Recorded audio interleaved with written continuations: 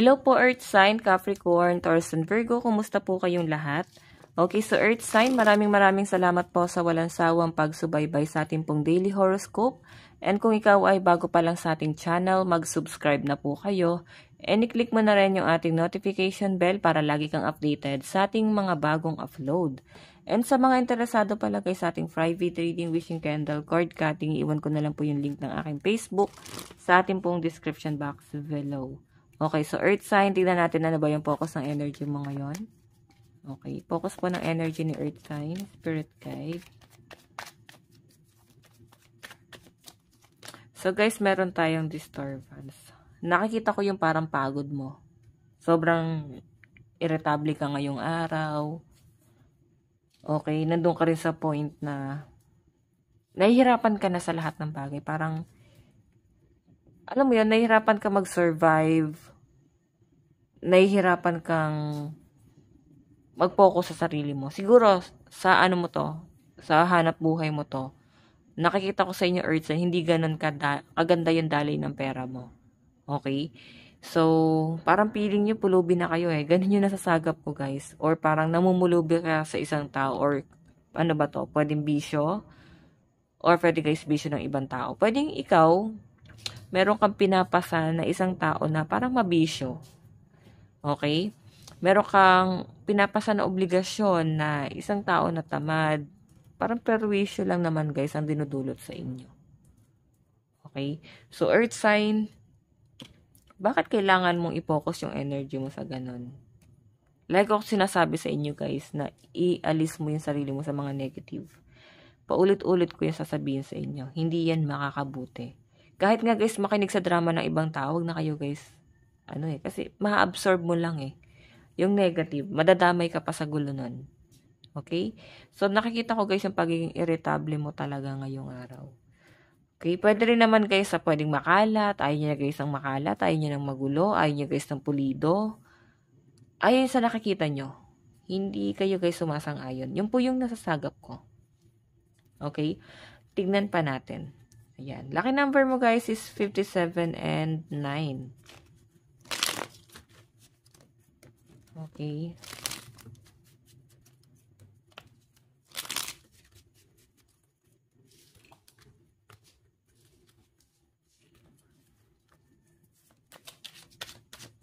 Okay.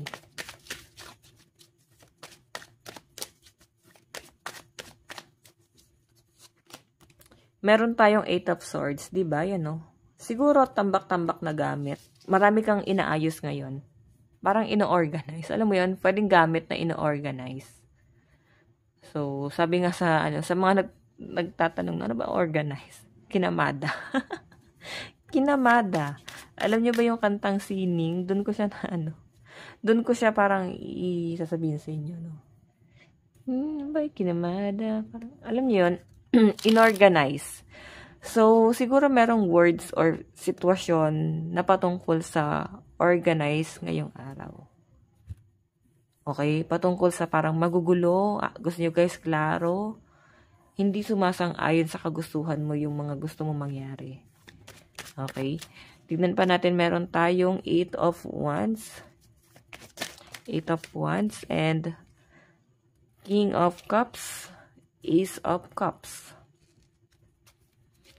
Okay? So guys, ang pinapakita po kasi sa akin dito,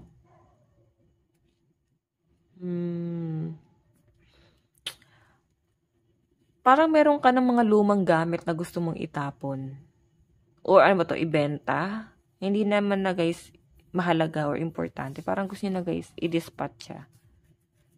Okay? May nakikita rin ako dito guys na para bang hindi ka na mo-motivate. Nawawalan ka ng gana sa isang tao. Okay? Or hindi ka guys satisfied dun sa taong yan. Nawawalan ka ng gana sa kanya. Siguro sa ginagawa niya or sa mga desisyon niya. So parang nakikialam ka na. Meron ako nakitang pag-uusap dito guys. Parang sasabunin mo, no? So pag sinabing sinabon, kinompronta mo, as in parang pinaliguan mo ng pangaral tong taong to ngayong araw. Or baka ikaw, pwedeng reverse, no? Baka paliguan ka ng pangaral ngayon. Tignan pa natin.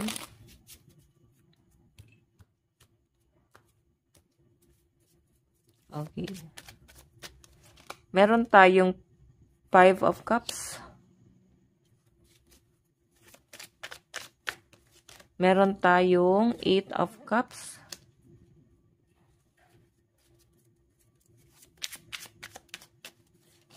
Meron tayong 4 of Swords. And Wheel of Fortune. So, Earth sign. 5 of Cups. Ano itong tinitignan mo ngayon?